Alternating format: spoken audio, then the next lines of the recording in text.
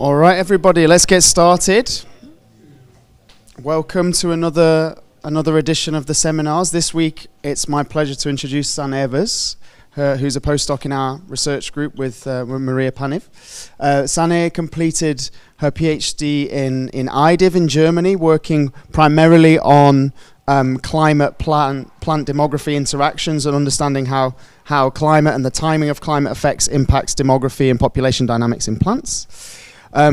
Moving to Spain, she switched from plants to kind of animal population, has been working on meta-community population models, looking at the interaction between the Iberian lynx and rabbits, and building kind of models for Doñana National Park and the Iberian Peninsula more broadly. But now has actually just started a very excellent 4-year postdoc contract working to build a digital twin of Doñana National Park and kind of understanding species interactions and building in the work that we do on population dynamics. So it's my pleasure to introduce Sanne. Thank you for talking to us. Very much for the introduction. And thank you for having me. Today, most of my focus is going to be talking about my work that I did during my PhD. And if I do my job right and I have enough time, I want to very quickly introduce the project I'll be working on for the next 4 years. But we'll see how well I'm timing everything. So for the main part of this seminar, I want to talk about re-evaluating the timing of climate drivers in plant population dynamics. This is very specific, but I do believe that a lot of this transfers to other systems and to just the general idea that sometimes we just have to revisit well-established assumptions that we make in our models and in our analyses. So, that other way. All right, so I was talking about re-evaluating climate drivers and population dynamics, but those are two very different scales, right? We have population dynamics. Population dynamics, the changes in a population, increases, decreases, absences, presences, all of that. But population dynamics is formed through individuals, the fate of individuals, what happens to these individuals. All of that combines into population dynamics. But the fate of an individual is determined by its different vital rates. Things like survival, growth. For plants, really big ones are things like flowering probability and flower numbers. It is at this level, at the vital rates, where we see effects such as effects of management and things like climate effects. And that will then cascade up to the individuals, where we see things like trade-offs between the different vital rates, and that influence and changes the fate of the individuals, but that then upscales into population dynamics. And at the population dynamics level, we can look at things like population growth, we can look at fitness, and this is also usually the level where we're interested in forecasts. But to look at the effect of climate, we first have to go all the way down back to those vital rates. So modeling vital rates, and then specifically with climate drivers. A climate driver, a lot of times when you talk about climate drivers, the thing people think about is temperature. It is precipitation, it is SPEI, things like that. But there's another component. It is not just the variable, it is also when you're looking at it. Are you looking at it for the summer? Are you looking at it for the annual climate? So those are two different components. Selecting both the variable and the appropriate time frame is very data intensive. It means you need a lot of data, you need a lot of repetition to be able to make any sort of decent estimates for your vital rate model. So a lot of times, instead of having to test everything, we rely on pre-existing knowledge, and we make a lot of a priori assumptions about which variables and what time frames we believe is important. I have here two very different systems. I have a mountainous region up there, and I have an arid region down at the bottom, these are two very different systems. The adaptations you need to make, the things that need to happen to be able to survive in these regions are very different. But they do share a commonality. There is very strong seasonality in these two different regions. We have mountainous regions, there is the winter, there's snowfall, it's very cold. In arid regions, you've got the dry period, there's no water, it's way too hot. And these are seasons that are very, very harsh and very inhospitable. So plants who cannot move have to deal with these conditions, and they have to deal with it. How do they deal with it? Well, they deal with it by going dormant. If you do a very quick search on dormancy, this is what pops up right away in Google for the definition.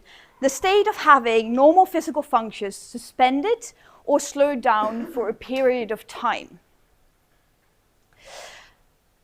Because of this, a lot of people sort of ignore these harsh seasons, because during the season, the plant just goes on pause.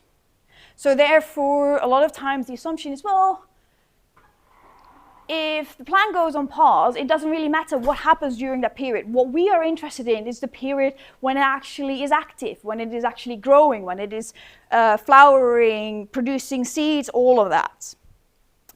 So a lot of times, when you have these regions, people are interested in the growing season. The problem with this assumption is that, yes, we have dormancy.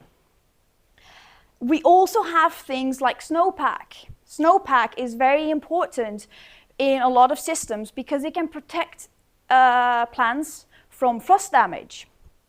It also it also influences snow melt date. Now, a snow melt date has a lot of different implications. It changes the length of the growing season. Early snow melt usually also, or can also mean that at the end of the season, the water supply is gone. The bigger the snowpack, the more water there's going to be available. And snowpack is influenced by temperature and precipitation during the winter. Same thing sort of goes for these arid regions. During the dry period, again, yes, we do have dormancy. But there's also a lot of proof that relatively wetter and cooler seasons can actually extend the photosynthetic activity of these plants. So that means that, yes, technically it is the dry season, but if you get lucky enough and the conditions are favorable enough, some plants are actually able to stay active longer or even start being active earlier depending on the season. So again, in this case, might not be a good idea to totally ignore the dry season in arid regions. So this is sort of the literature behind it. And I've been talking about, well, they've been ignoring these dormant seasons and blah, blah, blah, blah. But that's just not me saying. Instead of just telling you, I decided to actually do a proper literature review of what is currently being done in the literature. So I identified 76 studies done between 1997 and 2017. And because also from where I came from, where I did my PhD, we were working a lot with structured population models. So we're looking at studies who used structured population models. And we looked at studies that link macroclimatic drivers to these plant populations. Now, what did we find? We first classified the climate time frame that people were considering into growing season, dormant season, or annual. And then we had a look at it. So here what we see is the very first one, the orange, is the annuals. Then the next part is the annuals and the growing season. The pinkish thing is only growing season. Dark green is annual and dormant season. And then we've got blue, we have the dormant season, and light blue is all seasons are considered. Here in the black dashed areas, here in the bottom, are the studies that considered dormant season. We're not talking about whether or not they found an effect of dormant season. We're talking about whether they even reported considering this, whether or not they even test it for this time frame. So our literature study, we found that less than 25% of the studies considered the possibility of dormancies and climate drivers. Then there was another thing that that caught my eye and that we really dove into a little bit deeper, is this. What we see here on the y-axis are just a small selection of the studies that we included. And then on the x-axis, we have the time window of the climate driver in months. It is very clear to me, and I hope to you all too, is that the first 12 months are very much included in these studies. They consider them a lot. Longer lagged timeframes or longer windows that pass these 12 months are not that often considered. And in fact, only 15% of the studies that we found included these lagged time windows. Now, what is a lagged effect? A lagged effect is an effect where the effect of a covariate can only be seen more than a year later on the vidorates that you're studying. So it takes a very long time for you to actually observe changes in the vidorate based on a perturbation or high temperatures, a lot of rain, things like that. It just takes a very long time to see.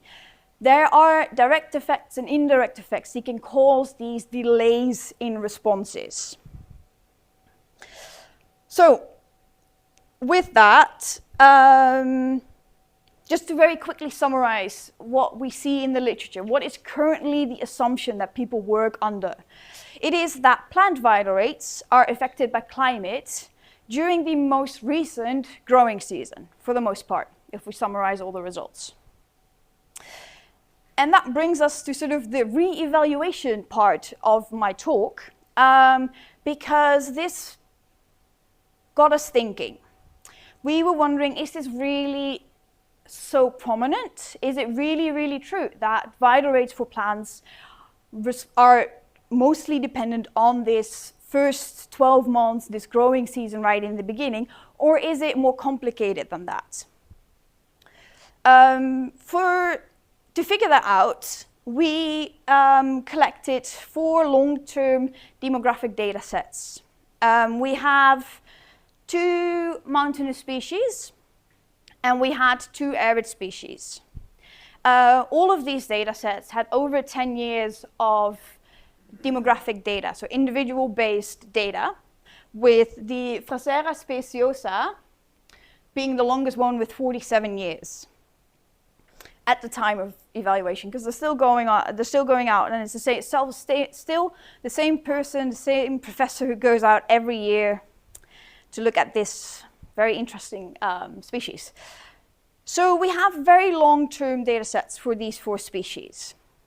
We also looked at 4 vidorates. We looked at survival, growth, flower probability, and the number of flowers produced. And then to sort of step away from the assumptions that we see are being made in the literature a lot, instead of selecting a specific time window or a lot of time windows a priori, we used a model selection method. And there's a lot of different methods, but the one we ended up using was the sliding window analysis. The sliding window analysis aims at testing any and all time periods within a certain time frame. What does this mean? I made a very nice little representation for that for you, just to make sure that you know what's going on. So we have the census month. For example, July 2002, people have gone out and they've looked at surviving individuals of one of the plant species. And we have 2 years that we want to consider. The very first option that you have to test with is, well, just that month of July. We look at climate, for example, mean temperature just in that July. We can also look at 2 months, July and June. We can also look at 3 months. And you can keep extending that until you've got the whole period. Then the next step is not considering July, but only June of that year. Again, extending that longer and longer, and you keep doing this until you only have the very last month in your time range. That brings you to about 300 different models to test, 300 different time frames where you take the average climate, and each of those you put in a vital rate model. And then you use AIC to see which one is the best, which one has the best predictive power that you would then consider the best time window.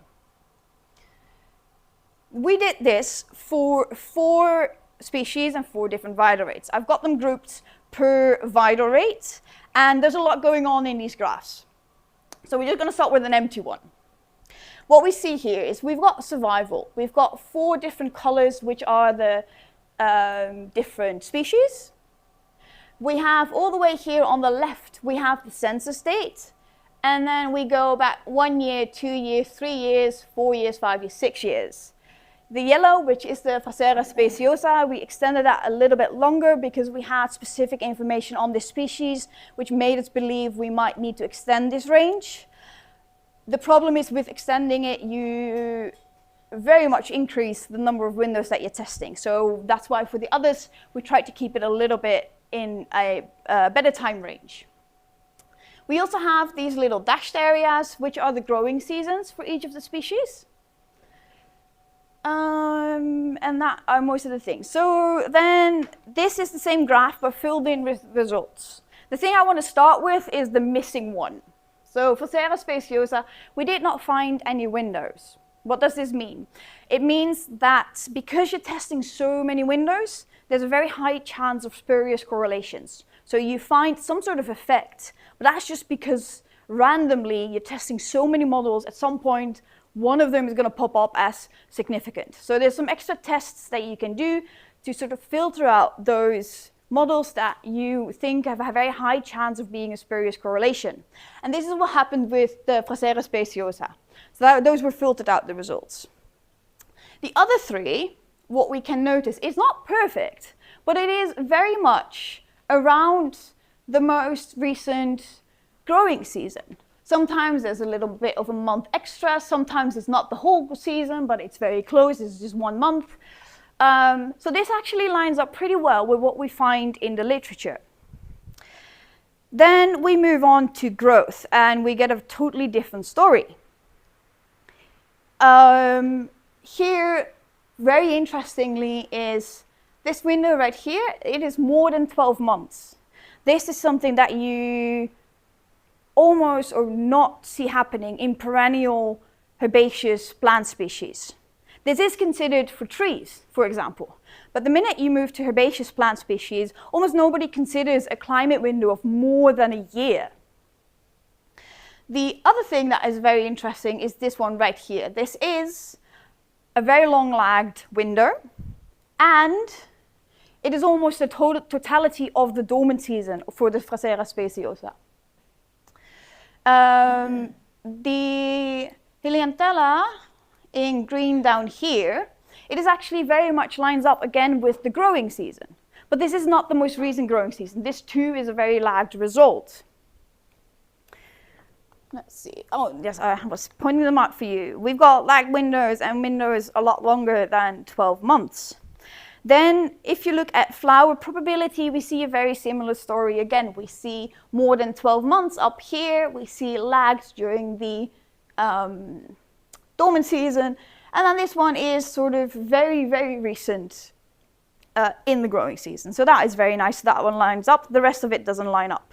Same thing happens with flower probability. We have some of it that lines up with what the literature would expect us to look at, and others that don't line up at all. So to sort of summarize these windows that we found for our species, quite a few of these windows we managed to link with specific physiological processes, such as the pre-formation of leaves. Phasera speciosa, where we showed these very long-lagged windows, pre-forms leaves 3 to 4 years before they actually show up outside. It has whorls. So it starts internally in the plant that you can't actually see until you cut them open.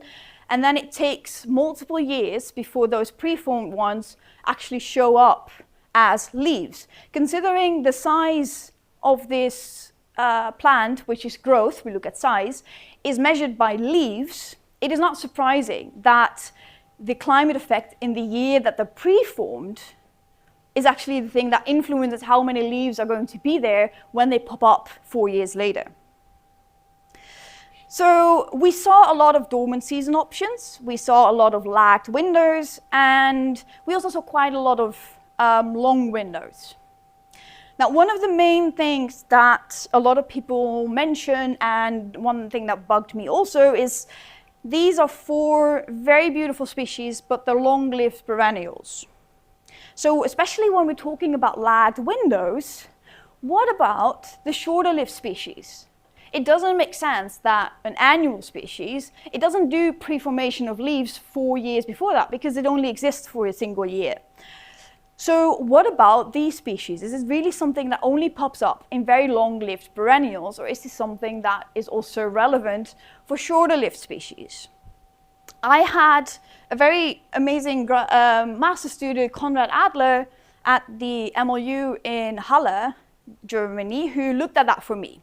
He did the exact same thing for 5 additional species, and he then looked at the lag of the windows compared to the generation time of these species. And what he found is that there's no correlation between the lag duration and the generation time, which is very interesting, but it does bring up the question, okay, so how can annuals and biannuals, these very short-term species, have lagged windows? Well, like I mentioned, lag windows can have direct effects and indirect effects. The direct effects are things like leaf preformation. It is also things like resource depletion, where if you have a very long growing season, you might start growing very early, but then by the end of it, there's no resources left to survive.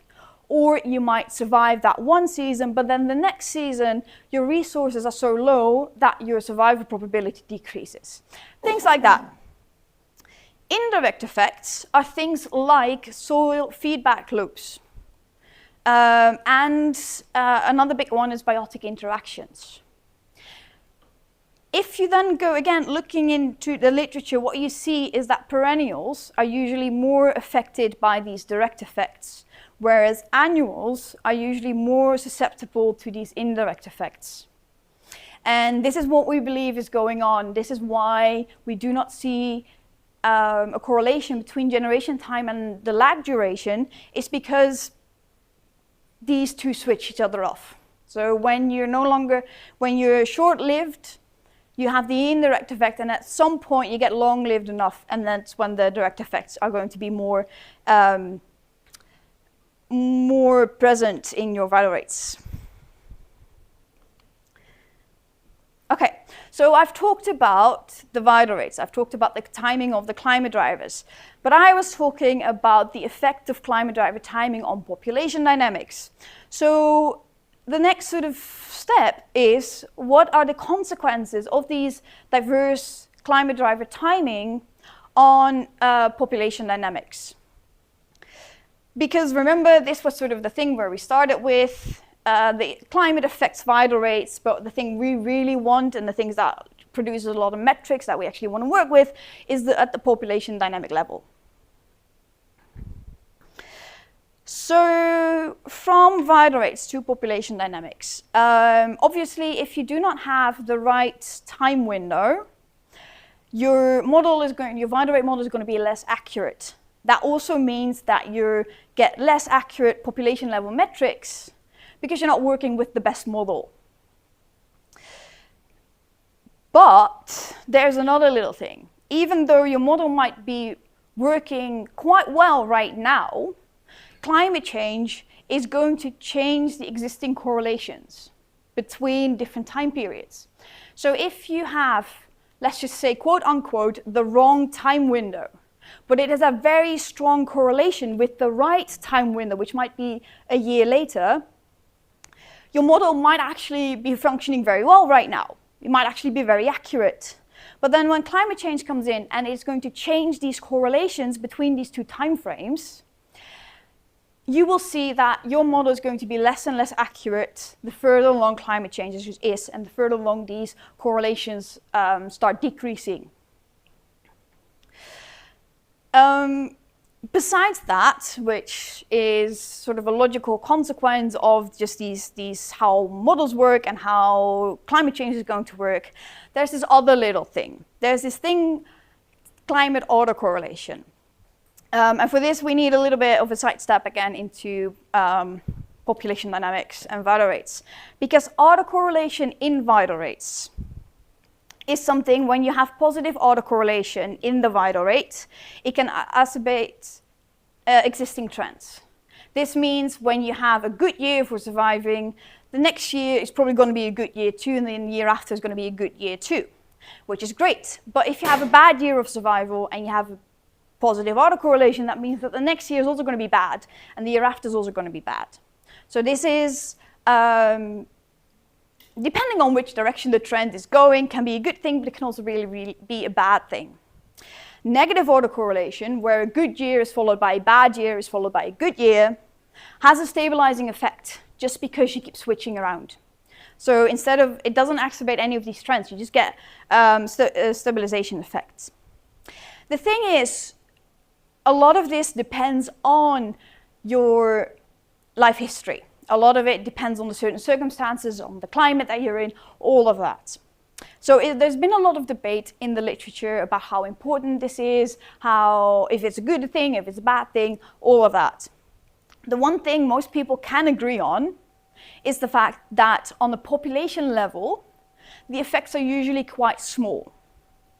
And especially in the early years, that meant that a lot of people would just ignore autocorrelation. On the other side, we have correlation between vital rates, so between survival and growth. If you have a positive one, both survival and growth are good. If you have a negative, if survival is good, growth is bad. That sort of situation that you have going. So with positive correlations, you get an increase in interannual variation. This means that you go from very, very good to very, very bad. And unfortunately, in the end, this means that you have a lower population growth rate. Negative correlations decreases interannual variation. A lot of people call this demographic buffering. And this is much more established, and a lot of people are very sure that this is very important. A lot of people do a lot of research on this, and everybody's very much convinced that this can have very high population level effects. This brings me a little bit to the climate autocorrelation and this diverse timing that I just showed you in the last few slides. If you rearrange the figures I just showed you, instead of organizing them per vital rate, we're organizing them per species. We see quite a lot of diversity within a single vital rate. To simplify this, no. Let's stick with this one. So the thing is we have here, for example, this one is probably the easiest to look at because there's only two windows, right? We have these two windows. One is more recent, the other one is more lagged. There's going to be a correlation between these two. Is climate going to have a positive effect on both, or is it going to have a positive effect on one and a negative effect on the other? At the same time, we also have to deal with autocorrelation in the climate. Autocorrelation is going to influence survival, and it's going to influence flower probability, but it's also going to influence the correlation between the two vital rates. I hope that makes sense. To sort of dive in and to see how much of what is actually going on, what would actually be going on, we did a quick simulation study using a very simple population model. It's a 2x2 productive, non-reproductive individuals. We used hypothetical species, so it's a lot easier for me to work with, it's a lot cleaner, but it also means that we can test a wide range of life histories. We used the same climate effect, so it's always going to be positive, always going to be negative, it's always the same effect size. The only difference that we did is the window of response. So we have two different types of simulation. We have the control, where survival and fecundity respond in the same time frame. And we have one where we have a varied time response, where we have one very recent and the other very lagged. What does this mean? If you simulate it through time, so on the x-axis we have just time steps.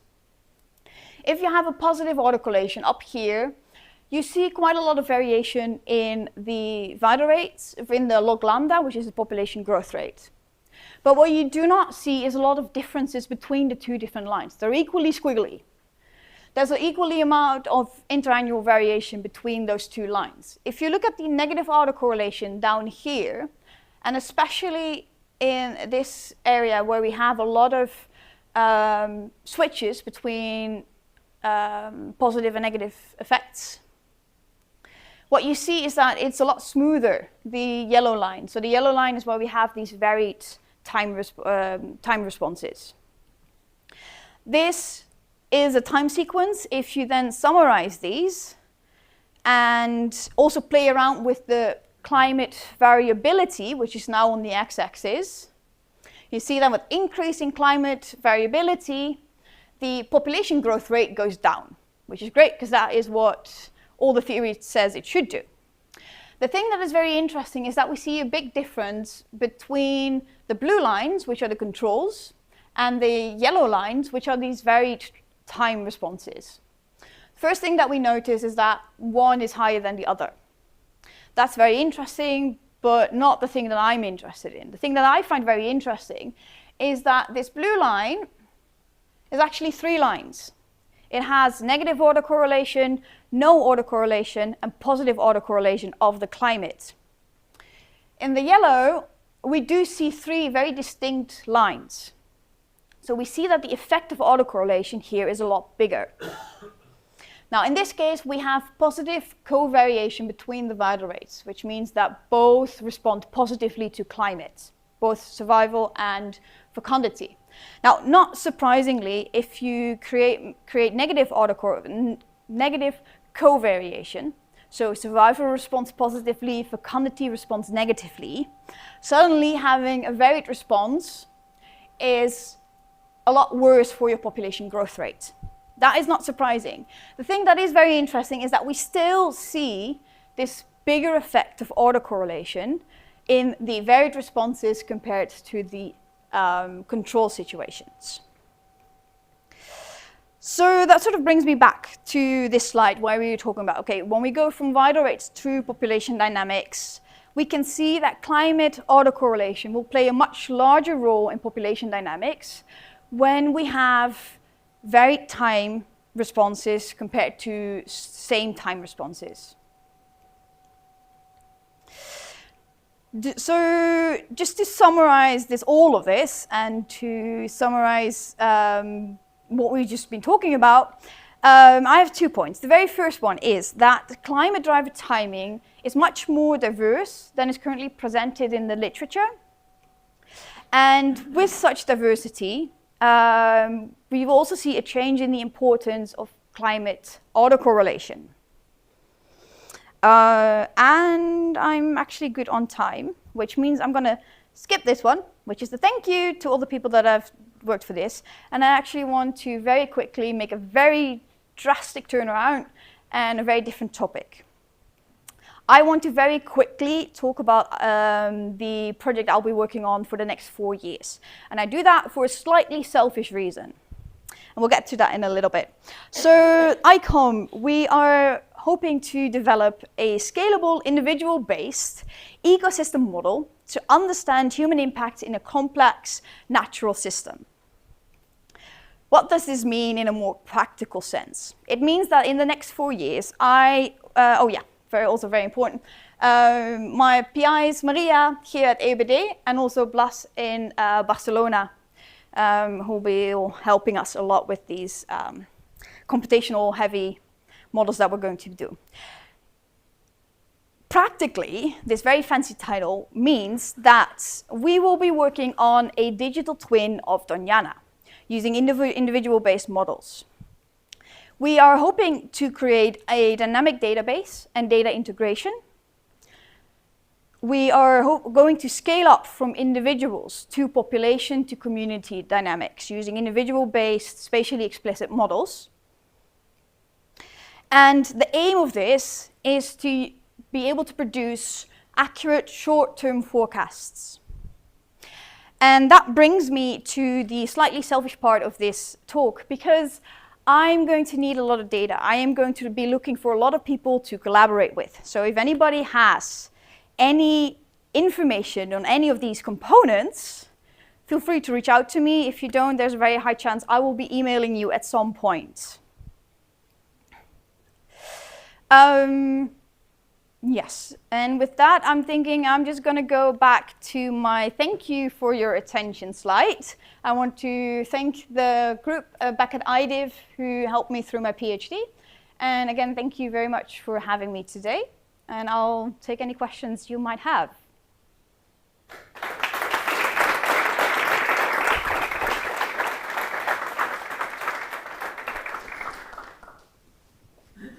Plenty of time for questions.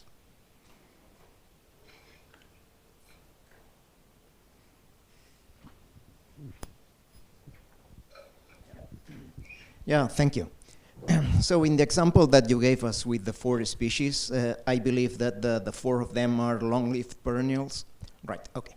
So I'm surprised that you didn't mention anything about the relative importance of vital rates for population growth rate. So if you make if you conduct a sensitivity analysis, for example, for a long-lived perennial, survival is the big thing. Right? As long as you survive, population is good. So I'm a bit confused about the importance of these time windows, in the sense that it's not the same to you know, make the effort, go out to the field, collect data for vital rates with a low importance for population, rather than survival, which is the key vital rate. So in the example that you gave us, the literature and the models met the criteria that looking at survival during the right period. So how do you deal with this variance in the relative importance of vital rate for populations? Yes, so that is absolutely right. It is true. Let me see if we can get back to Actually, I'm gonna stick with this one.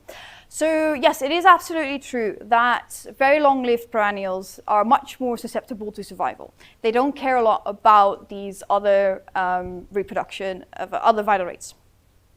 This is also part of what we did in the simulation study, which I did not share here, but because we were playing around with hypothetical species, we also had a range of life histories, including very long-lived perennials who reproduce multiple times over their lifetime. And what we do see is that there is still an effect. There is these changes might not be as big as for long-lived perennials as they are here, but we do still see an effect. Again, that is the how the 2 different time frames will work together. It doesn't take away from the fact that stepping away from the assumption is something that I would advise, because yes, for these 4 species, we do find survival very important in the most recent growing season. But again, it's only a selection of 4 species, and I'm not comfortable saying, well, that means you can just stick around with the most recent growing season, even for perennials. Especially because a lot of these model selection methods are getting more and more accessible, they're getting more and more efficient, which means that they're also slightly decreasing in data requirements. So yes, survival is the most important one. And from these results, you could say, well, we just stick with the most recent growing season. I would not advise you to do so. One of the things that I would definitely look at is to see what you know. Even if you don't have enough data to do the full model selection methods, what do you know of the life history? This is really a large part is just about opening up the discussion about the assumptions. Is there anything that you know from this species that could, in a lagged time frame, affect survival? Does that? Yeah, sure. Yeah. Thank you.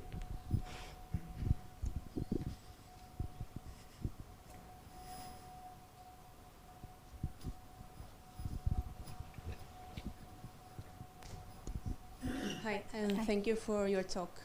Maybe I missed it, but in your digital twin of Doñana, have you thought about including birds in your models? So we are still looking into that. The birds is going to be a challenge because we're working on spatially explicit and birds are very movable. It is one of the things that might be interesting as long as we have individual based data. So that is one of the models that's going to be the requirement. Do we have enough data to build individual based models?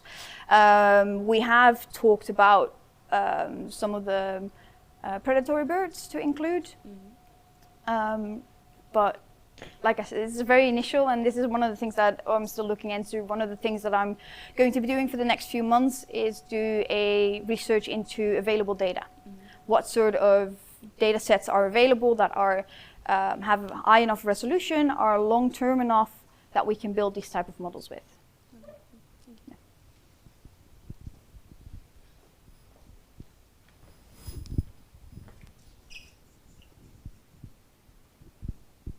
Any more? Oh.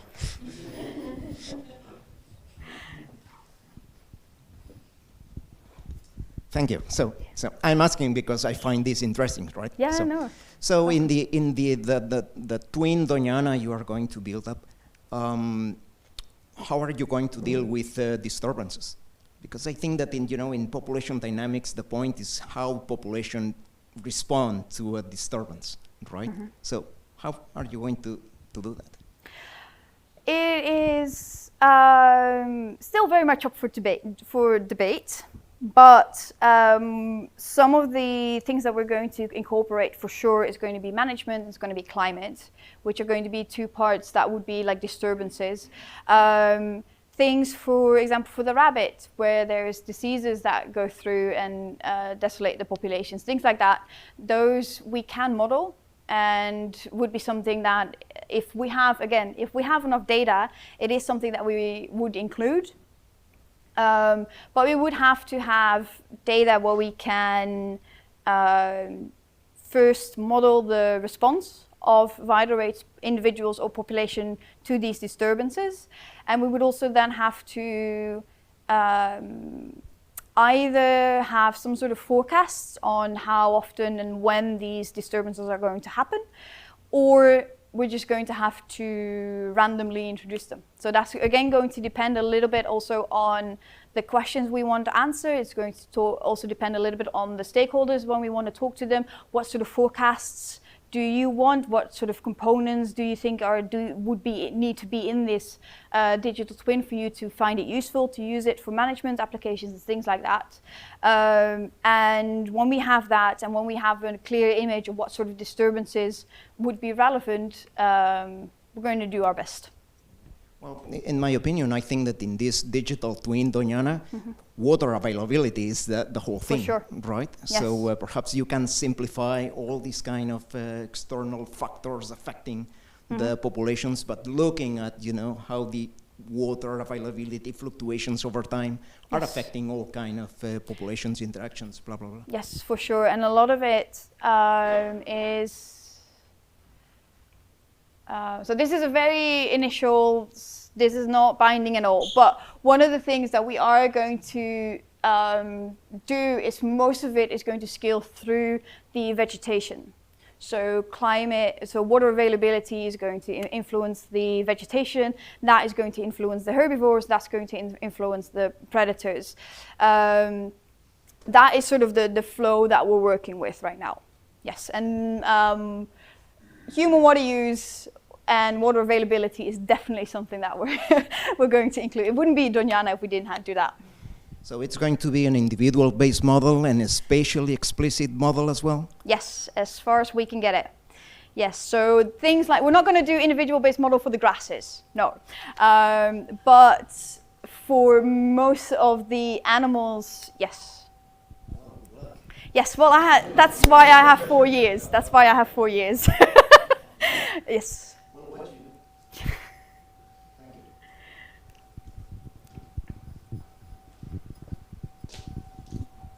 Thanks for the talk. I was wondering, are you going to include lag effects in your digital twin? And perhaps I can put an example. Yeah. I remember 2018, it was not a very, very wet year, but we had a massive flooding event in Doñana, and it was not because of the precipitation of that year, but just because the 3 years before they were kind of wet, and therefore dam upstream, they basically opened the dam and all the water went to Doñana. Yeah. So again, it's going to depend a lot on the data and how much time I have. But one part of the lagged effect that is definitely going to be in here is going to be these indirect effects, right? Where you have climate is going to influence terrestrial vegetation, is going to sort of flow through, and therefore it's going to create lag. The things like the aquifer, for example, also are going to be, I'm assuming, going to have some like history behind them, so sort of memory in the model. Yes. I mean, it would be a little bit weird if I gave you this talk about lagged effects and then I'm like, well, I don't know what lagged effects are. No, I don't know. No. So yes, that is going to be in there. It's going to be, I think the largest part is going to be these flows, these feedback systems. If we have either already a study who has already looked at it, or if we have time, because the problem with this is you would have to have access to the raw data, and you would have to model all of these vital rates and go through it, and that's going to be a question of time and resources. Yes.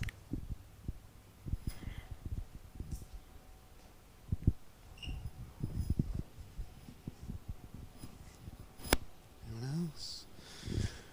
No? Okay, I think then with that, we say thank you again to Sanne for the talk, and next week is discussion group. Yeah, that's what was in. Oh, somebody lost a glove, sorry. Elo was signaling to me, I didn't know if I'd done something wrong. Okay, see you all. Thank you again, Sanne.